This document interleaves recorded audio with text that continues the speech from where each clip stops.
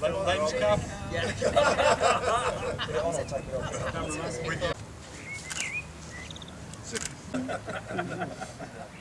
Stride.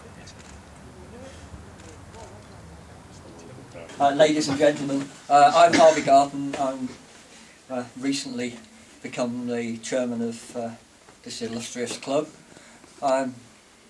Rather belatedly, I'd like to welcome you all to this visit, and obviously we'd like to very much thank the Harewood Foundation for all that they do in facilitating these visits. I think they're an enormous benefit to everybody, because it gives you guys the chance to actually see what the circuit's about if you don't really know beforehand. It gives you I'm clerk of the course for the Manx Grand Prix. Can I confer with Harvey and say I'm absolutely delighted to see so many of you here in the room. You are the future of the Manx Grand Prix. Without the newcomers, not only the Manx Grand Prix but the TT doesn't have riders, and I think this is a great testing ground for any future TT riders. So delighted to see you. All I can say to you at this point is decide if you want to come here for the Manx Grand Prix. Decide now, because it's a long way from, certainly from Germany for a lot of you guys who've come over. Make sure that you want to be here. So it's a fantastic opportunity for you to find out what the course is like, see where it goes, to find out what's going on.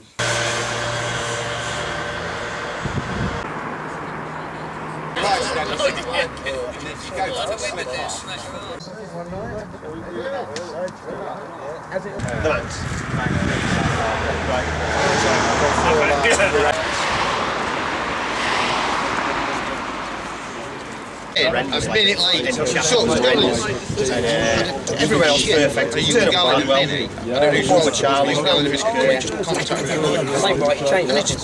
it's Starting off with, I take it all your bike. Any of you's done roads, or are you basically all short circuit people? Yeah, short circuit, right? Yeah.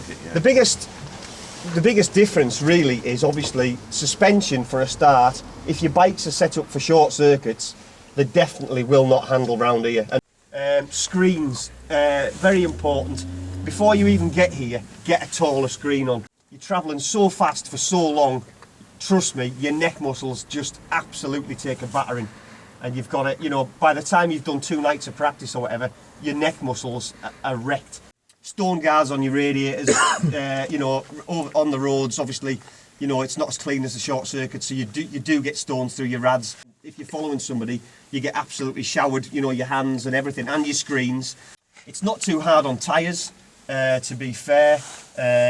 It's on the big bikes, which obviously you guys, you know, like super bikes and things like that, super stocks, it is quite savage on the rear tyres, but usually on the smaller stuff, 600s and stuff like that, you know, it's not like a short circuit, because you've actually changed your riding style. It's more about a fast flowing riding style. You know, if you come over here and try and short circuit, that style doesn't work. There's actually very, very little time to be made up on the tight stuff. It's all made up on the fast flowing sections. That's where the time comes from. Basically, he is like an agent for Manx and for K-Tech and for everything. So if flash them out. But don't be tempted to go right to the very inside on the right hand side. There's a nasty little dip in the bottom of there. Sort of in between those, in between the width of the road. Yeah, more or less to the middle of the other lane. Maybe slightly to the right of the middle, if you know what I mean. Yeah. Downhill down here is actually the fastest point. So for a gearing check, you know, you might just be on the rev limiter, or if you've got basically. And then late apex, use the width of the road to turn on. Late, and head for that curb, like there. You can imagine how late you've had to turn to get that as your apex. Coming into Balacry jumper, you guys. Obviously, usual story, get right over to the outside, you're in top gear, late apex, you want to be in the middle of the other side of the road there. Again, rule of thumb, vertical. A lot of people come to grief here, they don't get slowed down in time, they don't tip in time, and the front end washes out with them. Late apex, use the camber in your favour. Remember, you haven't got this much room in race conditions or practice because you've got the wrecked cell bags or bales or whatever, so the road's not as wide as it is now. Just remember, you can actually actually see the shiny patches where the buses and the wagons have scrubbed it. If it's damp at all, it can be really slippy, you know. So you can actually see it. But again, you want to be late apex because you can see that it carries on round.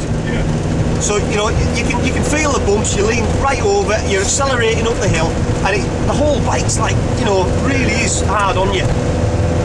One massive, big, long, smooth corner, right the way around to you, and then straight line it, straight through. I don't know what it's like going over there now. Again, watch for these shiny bits of tarmac in the middle there. But again, it's the same rule again. Late apex. Use the camber of the road to your advantage. So you have got really good grip in this section. Again, late apex. About now. Get it sat up. You don't want to be leaned over on the tram tracks, obvious reasons. And again, you can see where you're going. But there's a bank on the left-hand side. You can't afford to run wide. There's nowhere to go. This is all one corner when you get it right. Basically back a gear, and it's like late apex, like now, drift right across to the white line again. So it's all one nice smooth manoeuvre, and then late apex again. So it's instead of tipping in, picking up, it's just one big sweeper. Using obviously both sides of the road. Like, don't worry about obviously you're crossing the white line, the centre line, everything. But it's just one nice smooth curve. Again, windy corner, named for obvious reasons. When you tip into this, it's modified now, it's a lot faster than it used to be and more sweeping. But when you tip in, the wind wants to get under your fairing and wants to lift you across the road. Braking, brake earlier than you think you should because it's downhill, it wants to push you. Yeah. And again, off camber. It's like, so basically slower than you think this corner, like probably second gear. Yeah, it's slower than you think. Hi, my name is Colin Stevenson from Heysham. I've been racing now for 6 years. I've done MRO, I've done a lot of different club championships through the years. I've always wanted to do the Manx Grand Prix, so here I am, and you know, I'm going to give it a go finally at last. My name is Thomas Gottschalk from Germany. I drive motor races at 8 years. And I heard from Niklas from the Manx Grand Prix, and I think it's a better way to learn the Isle of Man at the Newcomer race. Hi, I'm Kevin Spence, I'm from Liverpool. I've been racing for 36 years now. In 1989 and 1990 I won the British Championships, and I've always had an interest in doing the Manx. I've been coming for over 15 years, and I've decided I'd like to have a good go at it now. Hi, I'm Rob Miles. Been racing around about 4 or 5 years, maybe 6 years, with Thundersport, mainly on CB500s. I've now built SV650 for the Manx Grand Prix. Everybody needs to do the Manx Grand Prix. It's a given. Came, saw, fell in love, and that's it really. Hi, I'm Gary Gittins, come from Shropshire, been racing on and off since '98. The Manx is something I've wanted to do since I've started, and yeah, just finally getting around to doing it. So yeah, looking forward to a good year. Good afternoon, my name's Rad Hughes, I'm from Yorkshire, been racing a couple of years now. I'm just looking forward to doing a Manx really, see how I get on. Hopefully finish somewhere. Hello, I'm Kenny Hink from Germany. I drive many years in Germany and Europe road racing, and now I will make my dream to drive on the Manx Grand Prix on the Isle of Man, and I hope so that it was good for my first time here, and we will see. I'm Oliver Dupuy from Cambridge. I've been racing since 2005. I finished 5th in my rookie championship. I've had a couple of top 10s at Bemsey and MRO since then. I want to ride in the Manx Grand Prix because I love the idea of riding at the Isle of Man, and I'd love to race at the TT eventually. And that's about it. Hi, I'm Gary West. I'm from Hartlepool in the northeast. I've been racing probably about 10 years now on short circuits, but no experience on the roads at all. I guess for me the Manx is literally the biggest challenge I can think of in biking, and I'm really looking forward to having a go this year. Hi, I am Thilo. I come from Germany. I drive 10 years motor racing. My achieved is in Germany first place on the Seriensport Meisterschaft, and I come because Niklas Pfeiffer, who was last year on the Manx Grand Prix, and he set me, and I will test it. To drive here on this track. Hi, my name's Adrian Morris from Chester. I've been racing for 3 years. I've had a 17-year break in the middle. Been wanting to ride the Manx Grand Prix for years. I was 2010 World 100 Forgotten Era Championship with a TZ250, and I want to ride that bike around the island. Hi, I'm James Cowton. I'm from East Yorkshire, near Manx actually. I've been road racing, just finished my second year on a 400, ride a 600 as well. In my first year I came first in one 400 championship and second in another, and just really want to do the Manx because so I remember working up to TT, and my dad always wanted to do a TT but couldn't afford it, so yeah. Hi, I'm Pete Weston. I'm from Nottingham. I race club races and at national level.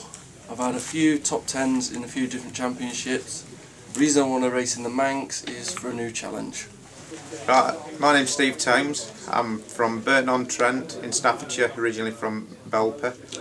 I've been racing since 1983, racing virtually everything from vintage bikes, classic bikes and modern, flicking between the two. And I've become interested riding in the Manx or on the mountain course since last year's Manx. Came over and something just clicked in my head. I thought, I've got to do it, and that hadn't clicked in before. And also I think the advent of the Super Twins class has given me a sensible bike to do it on, particularly as a newcomer. So that's my main reason the class becoming popular. Okay. Brilliant. My name's Al Waring. I'm in the Royal Air Force. I've been racing since 2003 when I started with Auto 66 down at Elvington and the Carnaby 2. I've raced the last couple of years with Hot Tracks in the Endurance. The first team I raced for was Auto Moto Racing, and last year I raced for the Royal Air Force in the Royal Air Force Careers Office in Wrexham.